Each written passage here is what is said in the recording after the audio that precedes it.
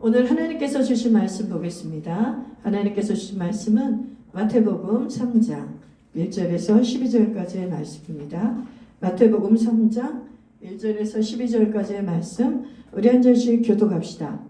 그때에 세례 요한이 이르러 유대 광야에서 전파하여 말하되 회개하라 천국이 가까이 왔느니라 하였으니 그는 선지자 이사야를 통하여 말씀하신 자라. 일러스되 광야에 외치는 자의 소리가 있어 이르되 너희는 주의 길을 준비하라 그가 오실 길을 곧게 하라 하였느니라.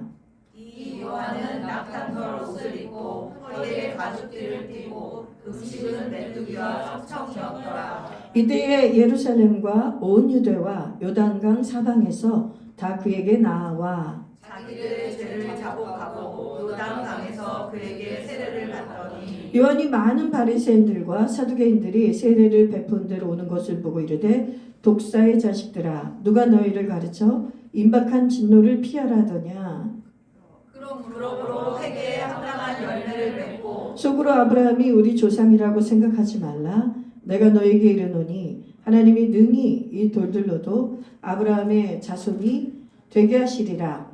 이 도끼가 나무 뿌리에 놓였으니 좋은 열매를 맺지 아니하는 나무마다 찍혀 불에 던져지리라. 나는 너희로 회개하게 하기 위하여 물로 세례를 베풀거니와 내 뒤에 오시는 이는 나보다 능력이 많으시니 나는 그의 신을 들기도 감당하지 못하겠노라. 그는 성령과 불로 너희에게 세례를 베푸실 것이요 손에 키를 들고 자기의 타작마당을 정하게 하사 알곡은 모아 곡간에 들이고 쭉정이는 꺼지지 않는 불에 태우시리라. 아멘. 오늘 말씀 제목은 복음 앞에 다시 서다. 우리가 지난주부터 복음 앞에 다시 서다 시리즈로 설교를 하고 있는데 오늘은 회개 열매를 맺으라 이 제목으로 말씀을 전하겠습니다. 여러분 지난주에는 복음 앞에 다시 서다 그 부제목을 기억하십니까? 지난주에 설교 부제목을 기억하실 수 있겠습니까? 기억하시면 한번 크게 외쳐봅시다. 부제목을 기억을 못하시겠습니까? 그 강렬한 부제목을 십자가 앞에서 예수님을 만났는가? 십자가 앞에서 예수님을 만났는가? 그렇죠? 십자가 앞에서 예수님을 만났는가? 그게 부제목이었습니다. 예. 그런데 오늘은 이제 회개 열매를 맺으라. 여러분, 우리가 올해 전도를 목표로 하면서 저희 목회 방향을 전도로 삼지 않았습니까? 그러면서 하나님께서 우리 성도들에게 저에게 하신 것이 뭐냐면 너희가 다시 복음 앞에 무장하라. 왜냐하면 전도라는 것은 여러분 내가 보고 들은 것을 전하는 것입니다. 내가 보고 들은 것, 내 안에 가지고 있는 것을 전하는 것이에요. 그런데 내가 복음을 가지고 있다고 생각했는데 내가 복음을 믿고 있다고 생각했는데 우리 안에 전도의 능력으로 전도할 수 없음을 딱 우리가 증명할 때 내가 복음을 혹시 놓친 것이 아닌가. 내가 복음으로 무장되어 있지 않지는 않은가. 복음으로 무장되어 있다면 내 안에 복음이 있기 때문에 복음을 전하는 게 굉장히 쉽습니다. 그러나 나는 복음을 가지고 있는 줄 알았는데 나는 예수님과 동행하고 있는 줄 알았는데 그 십자가에서 죽으신 예수 그리스도의 복음, 부활하신 예수님의 복음이 내 안에 정말 살아있지 않은 것을 우리가 목격하는 아버지가 이 시간을 주길 원하는 것입니다. 은혜의 시간입니다. 은혜의 시간이에요. 다시 십자가 복음 앞에 서는 것이 가장 큰 은혜의 시간입니다. 제가 지난주에도 도전하지 않았습니까? 여러분들에게 하나님의 그 큰 사랑이 임했는데 그 큰 은혜가 임했는데 다른 어떤 것으로도 증명될 수 없다. 다른 어떤 좋은 것으로도 하나님의 사랑이 증명될 수가 없다. 그러나 오직 무엇을 통해서 증명됩니까? 그 아들 예수 그리스도를 십자가에서 죽이신 그 사건, 그 십자가를 통해서만이 하나님의 우리를 향하신 그 큰 사랑이 증거가 되었다고 말씀드렸습니다. 그래서 여러분 그 큰 사랑을 경험한 사람, 십자가의 예수님을 경험한 사람은 반드시 회개의 열매를 맺는 삶을 살게 됩니다. 오늘 보니까 회개에 대해서 세례 요한이 선포하고 예수님이 선포하는 이 회개에 대해서 말씀을 전하면서 복음 앞에 다시 서는 것이 다시 말하면 회개 열매를 맺는 삶이라는 것을 우리가 이 말씀을 듣길 원합니다. 마음을 활짝 여십시오. 아멘. 여러분의 육신의 귀도 활짝 여세요. 여러분이 지금 어떻게 마음을 가지고 설교 듣냐에 따라 이 설교는 완전히 달라집니다. 여러분, 이 뇌가 우리 모든 몸을 지배하는 거 아시지요? 아시지요? 아시지요? 정말 아시죠? 뇌가 모든 것을 지배하고 있습니다. 우리 언어, 중추, 이 신경이 또 모든 신경을 우리 모든 몸을 장악하고 있어요. 그래서 우리가 마음속에 내가 어떻게 해야 되겠다 마음을 먹는 순간 우리의 몸은 그대로 반응하고 움직이게 되어 있습니다. 여러분에게 오늘 제가 성경님은 여러분에게 오늘 어마어마한 회개의 말씀을 능력의 말씀을 준비하고 계세요. 하나의 보따리를 지금 보따리 준비하고 계세요. 그런데 여러분이 받기를 원해야 돼요. 저는 지금 주고 싶은 심령으로 터질 것 같아요. 마음이. 내 마음의 열정은. 제 마음의 생명력이 터질 것 같아요. 그런데 여러분이 입을 벌려야 돼요. 아멘? 크게 입을 벌려야 돼요. 믿으십니까? 오늘도 우리 성도님들에서 기도하는데 제가 제비가 보이는 거예요. 기도하는데 제비가. 입을 쫙쫙 벌리는 아기 제비의 얼굴이 한 6마리, 5마리가 기도하는데 보이는 거예요. 입을 있는 대로 벌리는 거예요. 엄마 제비가 그 벌레를 잡아다 주고 먹이를 잡아다 줄 때 그 아기 제비가 그 양식을 먹으려고 벌레를 먹으려고 입을 양껏 벌리는 그 제비의 모습이 기도 중에 딱 보이더라고요. 그러면서 제가 어떻게 기도가 터져 나오냐면 하나님 우리 사랑하는 성도들이 이 제비처럼 입을 크게 벌리게 해주세요. 아멘. 네. 입을 양껏 벌리게 해주세요. 그래서 오늘 하나님이 어미새와 같은 제가 어미새 역할하는 거죠. 그런데 제 입에 물려주는 말씀은 제 말씀이 아니잖아요. 그죠? 제 말씀이 아니라 하나님 성령이 제 입에 지금 말을 물려주실 텐데 그래서 제가 제 입에 물려진 말을 여러분에게 전해줄 텐데 여러분이 아멘으로 하답하시며 낼름낼름 받아 먹으셔야 돼요. 믿으십니까? 아멘. 아멘 한 사람이 제일 큰 거 먹을 줄로 믿습니다. 아멘. 립싱크하지 마시고 소리를 내서 아멘 해주세요. 네, 할렐루야. 네, 그래서 오늘 보니까 여러분 예수님을 만나지 않으면 회개는 할 수가 없습니다. 회개는 있을 수가 없는 것입니다. 오늘 보니까 세례요한이 예수님의 길을 준비하러 온 세례요한이 제일 먼저 외친 말이 무엇입니까? 회개하라. 천국이 가까이 왔느니라. 아멘. 그러면 이 말씀은 세례요한만 외쳤을까요? 전혀 그렇지 않습니다. 마태복음, 우리 마태복음 한번 찾아봅시다. 마태복음 4장 17절 보여주세요. 마태복음 4장 17절.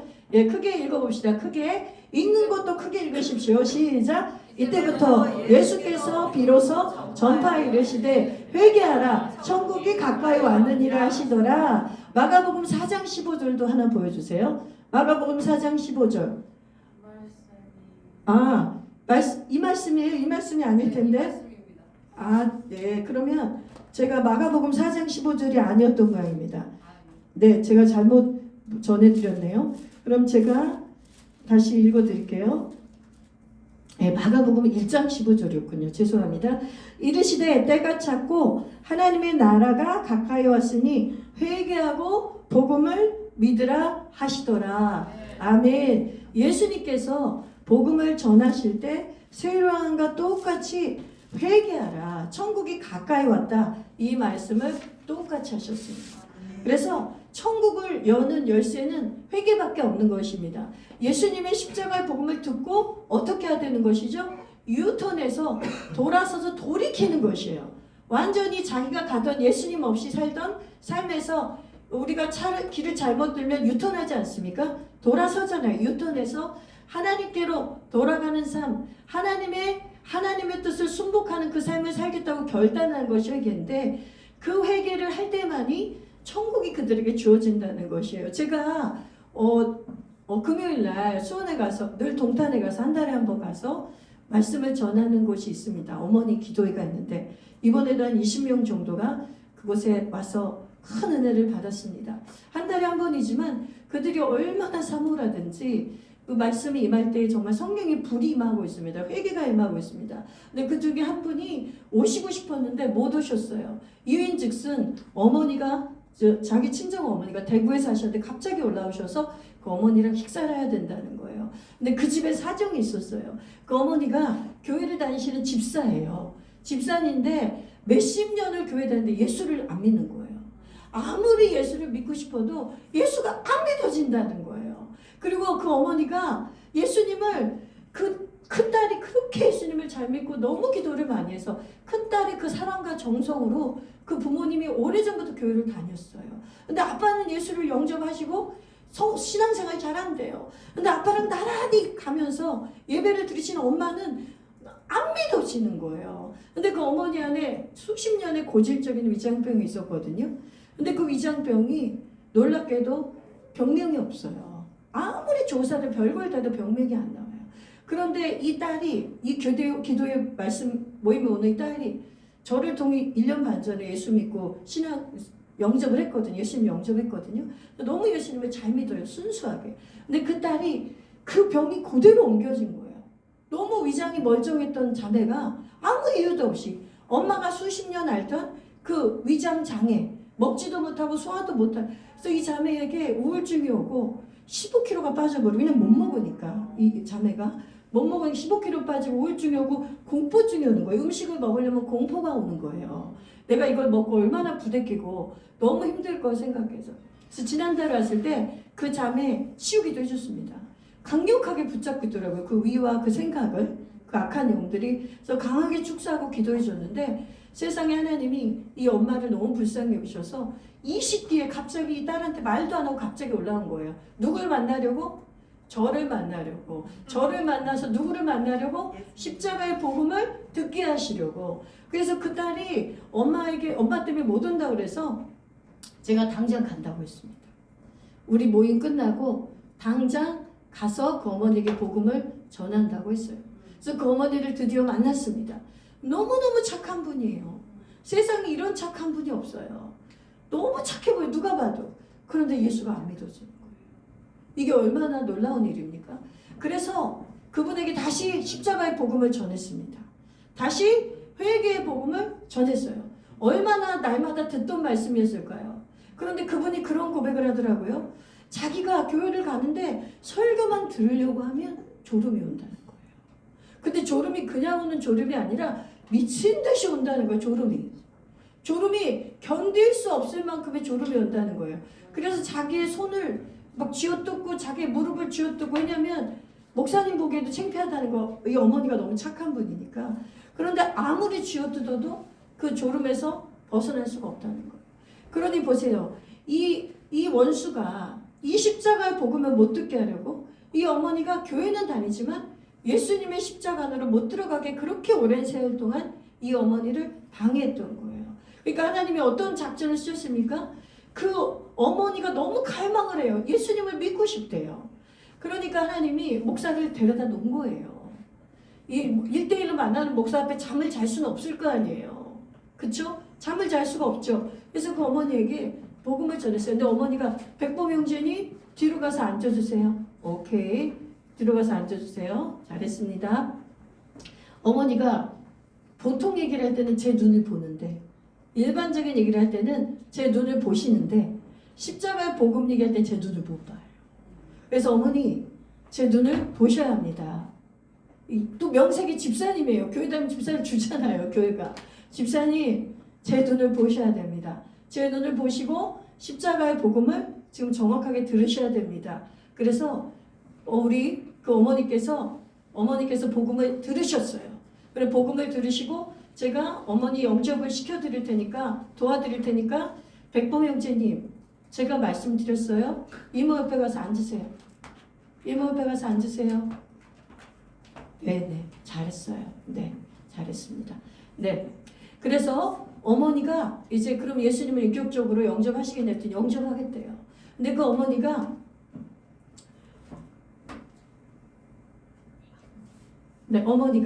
어머니께서 예수님을 영접할 때 얼마나 간절히 따라하는지 몰라요. 제가 정말 수많은 사람들을 영접 기도를 시켰지만 이 어머니처럼 간절하게 십자가에서 나를 위해 죽으신 예수님, 나의 죄와 저주를 담당하신 예수님, 부활하신 예수님, 그거를 고백하고 내가 죄인임을 고백하고 내가 이제 하나님의 뜻대로 살겠다고 결단하는 이런 간절한 영혼은 제가 처음 봤어요. 결심할 때에. 그러니까 성령님이 임한 거예요. 그런 다음에 결심기도가 끝난 다음에 이제 어머니, 제가 그 수십 년 어머니를 괴롭혔던 이 병마를 쫓는 기도를 하겠습니다. 같이 기도합시다. 같이 기도합시다. 그래서 이제 위장에 손을 대고 같이 간 두 명의 자매들은 등에다 손을 대고 이제 저는 머리에 안수하고 위장에 안수하면서 기도를 하는데 저는 어머니한테 기도하라고 안 했어요. 우리가 기도해 주는 거예요. 우리가 그 어머니를 귀신을 쫓아내준 기도라고 병을 치료한 기도를 하는데 주여 외치고 기도를 하는데 어머니가 주여 주여 외치면서 부르짖으며 기도를 하는 거예요. 예수님 들어가신 거예요. 믿으십니까? 예수님의 십자가의 복음이 그 어머니 들어간 거예요. 기도하라고 하지 않아도 기도를 하니까 어머니가 주를 외치면서 주님을 외치면서 그렇게 간절히 기도하는 거예요. 그래서 우리는 그 어머니 그래서 그날 엄청나게 축사했습니다. 성령이 뜨겁게 임해주셨어요. 그래서 어머니를 우리가 파송하면서 그 경빈자매에게도 어머니에게도 당부했습니다. 이미 성령께서 임하셨고 떠나갔다고 이 병마는. 그러나 다시 이 병마가 어머니를 괴롭히거나 또 경빈자매도 똑같이 그 증상을 갖고 있으니까 그 증상이 올 때마다 두려워하지 말라고. 예수 이름으로 그 병마를 꾸짖고 떠나가라고 이미 자녀의 권세가 있기 때문에 그렇게 외치고 그 다음에 예수님께서 채찍에 맞으심으로 내가 남을 입었습니다 선포하고 그 다음에 드시라고 그랬어요. 두려움 없이. 원수가 음식을 먹을 때마다 두려움을 주는 거예요. 공포를 주는 거예요. 이건 먹으면 소화가 될까? 이건 먹으면 소화가 안 될까? 계속 그 시달리면 여러분 소화가 되던 것도 안 되지 않겠어요? 그러니까 하나님이 이 두 딸을 완전히 해방시켜 주려고. 뭘로 해방이 됐습니까? 십자가의 복음으로 해방된 거예요. 어머니가 수십 년을 교회 다녀도 소용없어요. 마당만 밟고 다닌 거예요. 그 영혼이 얼마나 고통스럽겠어요. 그런데 십자가의 복음이 그 딸에게 들어가자마자 즉시 소송이 되는 거예요. 즉시 역사가 일어나는 거예요. 자기가 경험한 거죠. 그럼 자기가 예수님이 안 믿어져서 고통을 받고 있었는데 자기가 즉시 예수님을 영접하자마자 자기 입에서 주님을 외치고 기도가 나오니까 본인에게 증거가 된 거 아닙니까? 아멘. 아멘. 여러분 이렇듯이 천국은 우리에게 너무 가까이 있는 거예요. 우리 눈앞에 있는 거예요. 그러나 십자가의 복음을 통과하지 않은 사람은 이 천국과 별개로 사는 거예요. 교회에 들어와서 매일 천국에 대한 얘기를 듣고 천국 백성의 삶은 이래야 되고 하나님을 믿는 사람은 이렇게 살아야 되고 이런 설교를 아무리 들어도 그냥 도덕적인 설교가 되는 거예요. 윤리적인 설교가 되는 거예요. 심리적으로 안위함을 주는 설교가 되는 거예요. 그리고 이 땅의 수많은 사람들은 그렇게 윤리적이고 도덕적이고 심리적으로 안위함을 주는 설교에 익숙해져 있어요. 그래서 복음의 핵심인 십자가의 복음을 전하면 부담스러워요. 왜 우리 목사님은 십자가만 얘기할까? 그게 정상이에요. 십자가의 복음을 얘기하는 게 정상이에요. 우리가 십자가의 복음에 무장되어 있지 않으면 전도는 할 이유가 없어요. 할 필요도 없어요. 교회 데리고 오는 건 전도가 아니에요. 교회 데리고 와서 첫 번째 데리고 오는 이유는 이제 들어와서 십자가의 복음을 믿고 진짜 회개의 열매를 맺게 하는 이 삶을 살게 하려고 교회를 데려오는 것이죠. 그런데 십자가의 복음으로 내가 무장이 돼 있어야 내 안에 있는 십자가를 전할 수밖에 없어요. 저에게는 그 어머니에게 그 자매에게 여러분에게 십자가의 복음을 전하는 게 너무 자연스러워요. 이게 부담스러운 게 아니라 십자가의 복음을 전하는 게 제일 자연스러운 일이에요. 왜냐하면 이 십자가의 복음 안에서만 뭘 얻었기 때문에 구원을 얻었기 때문에 구원의 능력을 보았기 때문에 권능을 얻었기 때문에 여러분 우리 힘으로는 절대로 회개가 일어날 수가 없습니다. 여러분 헬라어에 자백과 회개의 의미의 차이가 있어요. 오늘 여러분의 이거를 꼭 제가 알려드리고 싶은데 헬라어로 자백은 엑소몰로게요. 입으로 시인하다, 인정하다, 자백하다예요. 그래서 우리는 예수를 믿고 십자가의 복음을 받은 다음에 회개가 이제 내 잘못을 시인하고 내 잘못을 고백만 하면 회개라고 생각을 해요. 그런데 자백은 엑소몰로게오는 회개의 시작이에요. 회개의 시작. 오늘 본문을 보니까 요단강에 와서 그들이 뭐 하기 시작했죠? 자복했다. 자신의 죄를 자복했다. confess. 그 세례원 앞에서 내가 이런 죄인이었습니다. 내가 도둑질했습니다. 내가 간음했습니다. 내가 하나님의 말씀을 어겼습니다. 제가 이런저런 죄들을 다 고백하고 시인하는 거예요. 시인하고 고백하면서 그들이 회개세를 받은 거예요. 그렇죠? 회개세를 받았어요. 회개의 세례를 받고 이제 돌아가서 이들은 뭘 해야 되죠? 회개 열매를 맺어야 되는 거예요. 회개 열매에 대해서 그래서 오늘 세례요한은 회개하라고 외쳤지만 오늘 바리새인들에게 독사의 자식들아 너희가 임박한 진노를 피하려고 왔느냐? 라고 그렇게 무서운 얘기를 하면서 회개 열매를 맺으라고 얘기해요. 여러분 잘 들어야 됩니다. 바리새인들에게만 회개 열매 맺으라고 촉구한 게 아니에요. 세례요한의 회개의 세례에는 너희들이 요단강에서 물에 머리만 잠그고 입으로 엑소몰로게요. 입으로 죄만 시인했다고 너희들의 죄가 사해지는 것이 아니다. 너희가 이제 삶의 자리로 돌아가면 어떻게 하라는 거죠? 회개 열매를 맺으라. 열매는 뭐냐면 헬라어로 이거예요. 헬라어로 따라해볼까요? 메타노메오. 다시 따라해봅시다. 메타노메오. 메타노에오군요. 메타노에오는 회개하다인데 뭐냐면 돌아서다. 아까 유턴 얘기했죠? 돌아서다의 뜻이 있고 그 다음에 놀라운 뜻인데 관역을 마치다가 있어요. 관역을 마치다. 관역을 마치다 해서 뭐하고 이게 대비가 되냐면 죄의 헬라어 뜻이 하마르티아. 하마르티아가 뭐냐면 관역에서 벗어나다예요. 그러니까 하나님이 화살로 따지면 화살은 어디에 맞아야 됩니까? 관역에 맞아야 되죠. 그런데 하나님의 목적과 하나님의 말씀대로 설계된 인간이 죄를 지어서 화살이 관역에 딱 하고 맞아야 되는데 관역을 벗어나 버린 거예요. 그게 죄의 어원이에요. 하마르티아. 그런데 회개의 의미 메타 노에오는 관역을 마치다.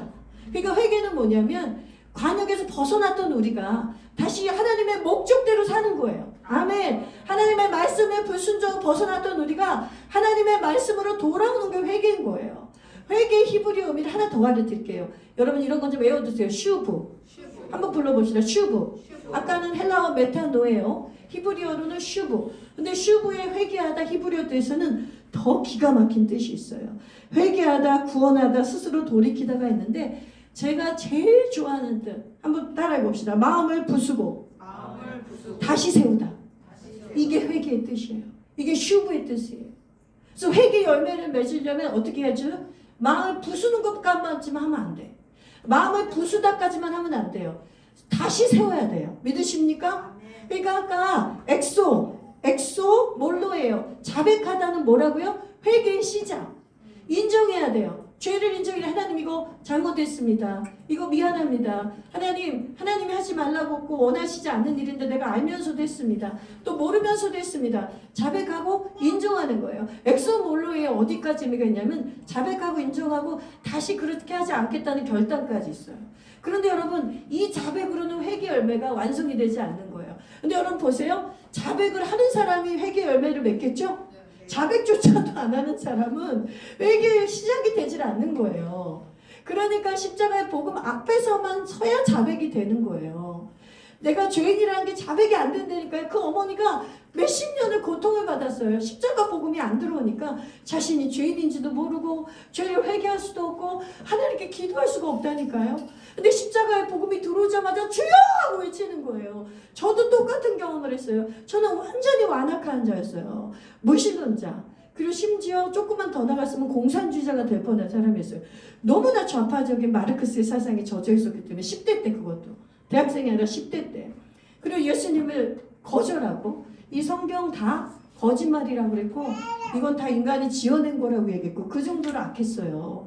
그런데 제가 21살 때 가정예배 때 예수님이 찾아오셨다고 그랬잖아요. 성령이 임했잖아요. 그래서 회개가 터졌거든요. 그런데 성령이 임하자마자 제 마음속으로 다 깨달아진 게 있었어요. 성령이 임하자마자 내가 깨달은 게 뭐냐면 십자가 복음이 깨달았어요. 중학교 때까지 교회 다녔거든요. 초등학교, 중학교 때 들었던 십자가의 복음. 그래서 우리 봄이가 주일학교에서 말씀 듣는 게 너무 중요해요. 저는 예수님 안 믿었는데 그 지식은 들어와 있었어요.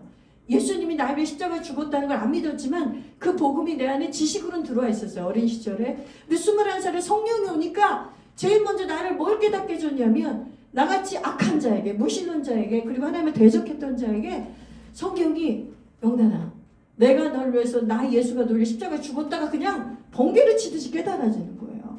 그러면서 내 죄가 다 깨달아지는 거예요. 죄가 그래서 막 터져나오면서 회개가 나온 게 눈물 콧물 흘리면서 그러면서 그 어머니처럼 누가 시키지도 않았는데 나는 주여 안 부르고 아버지라고 불렀어요.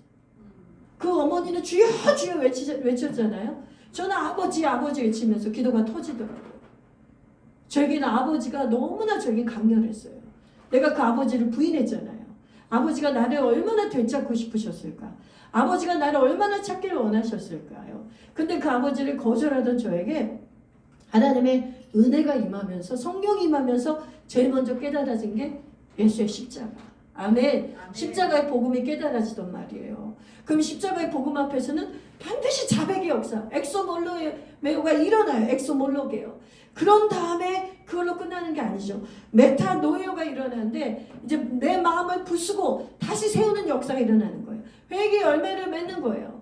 여러분, 여기에서는 세례 요한이 말한 말이 부수적인 말이 안 나왔는데 누가복음 3장에서는 그럼 우리가 어찌하니까 what shall we do? 그럼 우리가 회개했어요. 자복하고 요단강에서 회개의 세례를 받았는데 선지자예요. 선생이요, 랍비요. 그럼 우리가 어떻게 살아야 되겠습니까? 라고 외쳐요. 유대인들이 회개 세례 받은 자들이. 그랬더니 세례 요한이 뭐라 그래요? 너희 군인들 중에 착복한 사람들 있냐? 다 돌려줘라. 너희 얼굴만 갖고 살아라. 그 탐심으로 받은 불의한 이익들을 탐하지 마라. 도둑질한 자들은 갚아줘라. 가늠한 자들은 가늠하지 마라. 행위에 대해서 말씀하기 시작하는 거예요. 다시 말해서 회개의 열매에 대해서 말씀하기 시작하는 거예요. 오늘 마태복음 3장은 자백만 나왔지만 바리새인들에게만 회개 열매를 얘기한 게 아니에요. 원래 세례와는 세례받은 너희들에게 회개 세례를 받았느냐? 그럼 반드시 회개 열매가 맺혀지게 돼 있다는 거예요. 그래서 이 십자가의 복음과 회개 열매는 같이 가는 거예요. 그래서 우리가 십자가의 복음 안에 안 들어가면 회개 열매는 맺을 수가 없어요. 그러니까 우리의 삶이 변화될 수가 없죠. 여러분, 에레미야서 한번 볼까요? 에레미야가 눈물의 선지자고 회개를 외치던 선지자 아니었습니까? 에레미야 1장 한번 보겠습니다. 에레미야 1장 말씀 1장 9절에서 10절 말씀 보겠습니다. 우리 큰 소리 읽읍시다. 시작. 여호와께서 그의 손을 내밀어 내 입에 대시며 여호와께서 내게 이르시되 보라 내가 내 말을 내 입에 두었노라. 보라 내가 오늘 너를 여러 나라와 여러 왕국 위에 세워 내가 그것들을 뽑고 파괴하며 파멸하고 넘어뜨리며 건설하고 심게 하였느니라 하시니라. 아멘. 그대로 놔둬보세요. 에레미야가 하나님이 이제 에레미야를 선지자로 뽑으셔서 이스라엘 남유다를 향해서 열방을 향해서 회개의 복음을 전하기 전에, 회개의 메시지를 전하기 전에 지금 에레미야를 부르시는 장면이에요. 근데 에레미야가 막 거절하죠. 나는 아이다. 나는 연약하다. 나는 어린 자다. 나 같은 자의 말을 누가 듣겠느냐. 나를 보내지 마라. 나는 아무것도 할 수가 없다. 선지자로 하나님은 부르셨는데 그랬더니 하나님 뭐래요? 네가 말하는 게 아니다. 내 입에 내 말을 너에게 주겠다. 그의 손을 내밀어 내 입에 내시며. 하나님이 손이 에레미야에게 임했어요. 입에. 다시 말하면 성령이에요. 성령의 권능이 에레미야 입에 임한 거예요.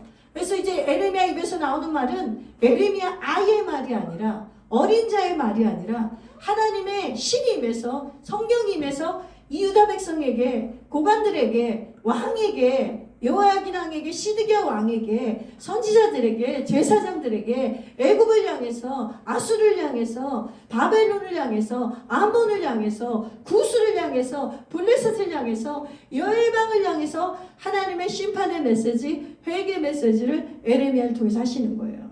우리 지금 오늘의 본문으로 말하자면 회개 복음을 전하는 거예요. 왜요? 그곳에 하나님의 나라가 임하게 하려고. 그곳에 천국이 임하게 하려고. 아멘. 그런데 회개의 본질이 나와 있잖아요. 이 하나님의 성령의 말이 검이 되어서 방망이가 되어서 그들의 하나님을 떠난 악한 길과 그들의 생각을 다 부셔버린다는 거예요. 뽑고 파괴해버린다는 거예요. 이것이 회개의 시작이에요. 부셔지는 거예요. 슈브가 일어나야 되는 거예요. 먼저 우리 마음 안에 하나님의 관역을 벗어난 것들, 하나님의 말씀을 벗어난 것들, 내 삶을 향한 하나님의 목적이 벗어난 것들을 하나님 먼저 들춰내셔서 직면하게 해요. 직면하게 합니다. 그래서 그거를 부수라고 해요. 누가 부숴야 돼요? 내가 부숴야 돼요. 내가. 왜냐하면 왜 내가 부숴야 되냐면 내가 구축해 놓은 거예요. 내가 세워놓은 거예요. 이 사고방식, 이 사고체계, 이 경험, 이 지식, 이 삶의 패턴을 내가 나의 죄의 본성에 따라 하나님의 말씀 없이 내가 수도 없이 수십 년 동안 세워놨던 견고한 진이 우리 안에 누구든지 있다는 거예요. 그러면 하나님의 말씀이 에레미야 입을 통해서 우리에게 말씀이 임할 때에 유다 백성들은 어떻게 했죠? 유다 백성들은 목이 곧았죠. 그 말씀을 절대 듣지 않았죠. 그 말씀을 받아들이질 않았어요. 누구처럼? 바리새인들처럼. 그러니까 바리새인들을 향해서 세례요한이 그토록 혹독한 욕을 한 거예요. 누구의 자식? 독사의 새끼들아. 독사의 자식들아. 그걸 세례요한만 얘기했나요? 아니죠. 예수님도 마태복음 23장에 너 독사의 자식들아 화했을진저. 여러분, 하나님이 기회를 안 주시고 그런 말 하시는 분입니까? 아니에요. 바리새인들에게 너무나 많은 기회를 줬어요. 서기관들에게, 장로들에게, 대제사장들에게 하나님이 제일 많은 기회를 줬어요. 왜요? 그들은 말씀을 갖고 있잖아요. 그들은 말씀을 맡았잖아요. 율법을 가지고 있잖아요. 말씀을 가르치는 자들이잖아요. 이 말씀을 가지고 있으면서 그러니 얼마나 말씀을 맨날 연구해요. 금식하잖아요. 11조 하잖아요. 하나님의 가장 가까이 있잖아요. 하나님과. 그런데 하나님의 말씀 앞에 회개하지 않는 거예요. 그러니까 하나님이 이 두려운 말 한 거예요. 너희들은 이미 천국은 따놓은 당상이라고 생각하는구나. 너희들은 회개 열매를 맺지 않으면서 아브라함의 자손이라고 말하는구나. 이게 다시 말하면 나는 천국 백성이다 이렇게 얘기하는 거예요.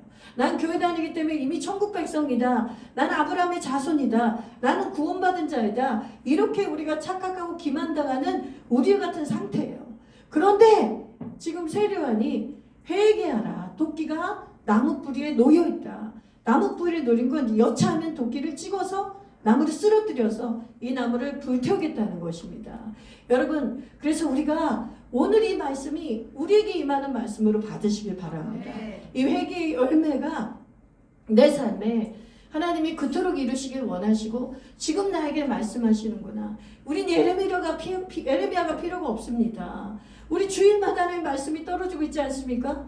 에레미야가 말씀을 전하듯이 목사를 통해 하나님의 성령의 말씀이 지금 임하고 있지 않아요?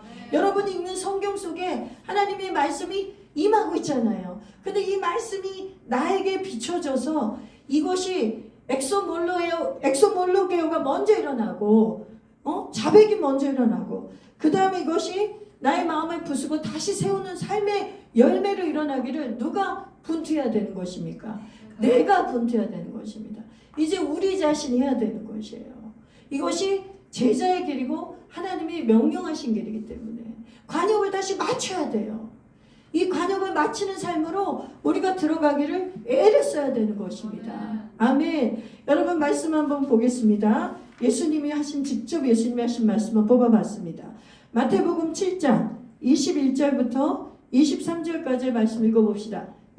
시작. 나더러 주여 주여 하는 자마다 다 천국에 들어갈 것이 아니요 다만 하늘에 계신 내 아버지의 뜻대로 행하는 자라야 들어가리라. 그날에 많은 사람이 나더러 이르되 주여 주여 우리가 주의 이름으로 선지자 노릇하며 주의 이름으로 귀신을 쫓아내며 주의 이름으로 많은 권능을 행하지 아니하였나이까 하리니. 23절. 그때에 내가 그들에게 밝히 말하되 내가 너희를 도무지 알지 못하니 불법을 행하는 자들아 내게서 떠나가라 하리라. 아멘. 한 말씀 더 읽습니다. 마태복음 12장 48절에서 50절 말씀입니다. 시작. 말하던 사람에게 대답하여 이르시되 누가 내 어머니이며 내 동생들이냐 하시고 손을 내밀어 제자들을 가리켜 이르시되 나의 어머니와 나의 동생들을 보라. 누구든지 하늘에 계신 내 아버지의 뜻대로 하는 자가 내 형제요 자매요 어머니니라 하시더라. 예수님이 분명히 밝혀주셨습니다. 예수님이 밝히신 것이 참 진리입니다. 아버지의 뜻대로 행해야, 다시 말하면 오늘 세례요한이 하신 말씀을 우리가 돌려 얘기하면 과정을 마치는 삶, 다시 아버지의 말씀 앞에 순종하는 회개의 열매를 맺는 삶을 사는 자라야 내 가족이라는 것이죠. 내가 알고 있다는 것이죠. 내가 관계하고 있다는 것이죠. 여러분 정말 주님 앞에서 모른다고 얘기를 들으면 그것처럼 끔찍한 일은 없습니다. 그 심판대 앞에서는 회개의 기회가 없어요. 더 이상 회개의 기회가 없습니다. 이 땅에 있는 이 지상에서는 회개의 기회가 있습니다. 그래서 하나님이 우리에게 이런 경종을 울리는 말씀을 줄 때 달게 받아야 됩니다. 다시 우리 옷매무새를 추스려야 됩니다. 그리고 나의 영적 상태를 점검해야 됩니다. 하나님, 내가 주여 주여 하는 자에 속하지 않게 해주십시오. 하나님, 아버지의 뜻을 행하는 자라야 주님의 형제의 어머니라 하셨는데 그 구원받은 자의 반열에 내가 온전히 들어가게 해주십시오. 그 반열에 들어간 곳으로 내가 착각하는 삶 살지 않게 해주십시오. 그래서 우리 안에 계속적인 이 하나님의 나라에 가는 그날까지 계속적인 이 믿음의 싸움과 분투가 있어야 돼요. 성경은 또 더 우리에게 명백한 말씀을 주십니다. 이 3장 마지막 말씀 보면서 말씀 정리하려고 합니다. 여기 보세요. 세례요한이 뭐라고 얘기합니까? 11절 보세요. 11절. 그는 성령과 불로 세례를 너희에게 세례를 베푸실 것이요 손에 키를 들고 자기 타작마당을 정하게 하사 알곡은 모아 곳간에 들이고 쭉정이는 꺼지지 않는 불에 태우시리라. 이렇게 말씀하고 있어요. 예수님께서 반드시 마지막 때에 우리의 마지막 때 심판을 하신다는 거예요. 타작마당이 있다는 거예요. 알곡과 쭉정이가 갈라지는 순간이 온다는 거예요. 그래서 우리가 알곡과 쭉정이의 이 두 가지의 삶이 내 안에 계속 공존하는 것을 우리는 발견하게 될 거예요. 그래서 회개 열매를 맺는 건 뭐냐면 쭉정이를 계속 제거하는 삶이에요. 쭉정이가 갖고 있으면 우리는 이 불심판을 견디지 못해요. 하나님의 타작마당에서 예수님이 우리를 심판하시는 그 마지막 심판대에서 견딜 수 있는 사람이 없어요. 성경에서 알곡만 곳간에 드린다고 하셨어요. 예수님이 직접 하신다는 거예요. 예수님이 마지막 때 재림주로 오시는 거예요. 심판주로 오시는 거예요. 그래서 우리가 우리의 매일의 삶 속에 이것을 늘 하나님은 기억하길 원하세요. 이걸 기억하지 않으면 여러분 회개 열매를 맺을 이유가 없죠. 회개 열매를 맺을 이유가 없죠. 우리에게 이 쭉정이와 알곡의 심판이 없으면 왜 회개 열매를 맺겠습니까? 구원파처럼 살면 됩니다. 한 번 믿은 구원은 한 번 예수님을 믿었으면 교리적으로 믿고 지식으로 동의했으면 나는 구원받은 것이다. 가장 큰 기독교 이단입니다. 그리고 교회 안에서도 가장 큰 기독교 이단은 뭐냐면 우리가 통합교회나 멀쩡한 이단이 아닌 교회를 다녀도 만약에 우리가 이런 생각을 가지고 계속 믿음 생활을 했다면 우리는 이단에 있는 거나 마찬가지입니다. 성경은 그렇게 얘기한 적이 없어요. 분명히 양과 염소를 가른다 그러시는 거예요. 마태복음 15장에. 성령과 불 세례로 임하시면 이 성령과 불을 받지 않는 사람들은 결단코 회개 열매를 맺을 수가 없기 때문에 종교인은 될 수 있지만 회개 열매는 맺을 수가 없기 때문에 이 심판을 견디지 못하는 거예요. 아무리 내가 아니라고 우겨도 소용없어요. 왜냐하면 내가 심판주가 아니기 때문에 내가 창조자가 아니기 때문에 내가 구원자가 아니기 때문에 우리가 그 자리에 가서 아무리 내가 선지자 노릇했다고 아무리 내가 종교생활을 잘했다고 아무리 내가 주여 주여를 불렀다고 그것을 하나님께서는 봐주지 않으시는 거예요. 여러분 우리는 십자가에서 하나님의 어마어마한 그 큰 사랑을 목격하지만 십자가에서 하나님의 무시무시한 공의도 경험해야 됩니다. 십자가는 두 가지가 있잖아요. 그죠? 십자가에서 하나님의 그 큰 사랑이 계시되어 있지만 하나님의 공의가 계시되어 있어요. 죄를 가지고는 하나님을 만날 수 없다는 공의가 계시되어 있어요. 우리가 그렇게 찢어져서 죽어야 되는 죄는 그렇게 찢어져서 멸절되고 죽어야지만 하나님을 볼 수 있다는 그 죄가 죽는 현장이 십자가거든요. 죄가 죽는 현장. 근데 인간은 감당을 못하니까 예수님이 그 죄를 대신해서 죽는데 그 죽음이 하나님의 공의 앞에 심판을 우리가 견딜 수 있게 하는 죽음을 예수님이 해주신 거예요. 우리는 그 심판을 못 견뎌요. 예수님이 그 심판을 대신 당해주신 거예요. 그래서 십자가 앞에서 하나님의 사랑과 공의를 목격해야 회개가 일어나는 거예요. 그래서 우리는 늘 기억을 해야 되는 거예요. 십자가에서 내가 죄를 사함을 받은 그 은혜를 기억하지만 이 은혜에 합당한 회개 열매를 내 삶에 맺고 있는가를 매일 우리가 물어봐야 돼요. 그래야 우리가 살아 움직이는 사람이 돼요. 우리 영이 살아있어요. 안 그러면 우리 영은 늘 이 세상에 무엇인가에서 잠식당하게 돼 있어요. 죄성 때문에, 우리 연약함 때문에 우리가 십자가를 애써 기억하고 십자가 안에서 하나님의 사랑과 공의를 목격하지 않으면 우리는 그냥 떠내려가는 물의 배가 키를 놔버리면 그 배가 물결에 떠내려가는 배처럼 우리는 그렇게 떠내려갈 수밖에 없는 존재예요. 여러분 오늘 다시 말씀을 정리합니다. 여러분 우리가 받은 이 그 큰 은혜 앞에 오늘 우리는 회개 열매를 맺읍시다. 아멘. 우리가 자백합시다. 우리의 죄와 범죄함을 자백하는 사람이 됩시다. 그리고 그것을 부수고 우리의 마음에 생각에 그 죄를 부수고 다시 말씀으로 심고 다시 말씀으로 세우는 건축하는 말씀으로 다시 건축하는 다시 관역을 마치는 그런 회개 열매를 맺는 인생이 되기를 주님의 이름으로 축원합니다. 아멘. 이 시간에 우리 같이 기도하겠습니다.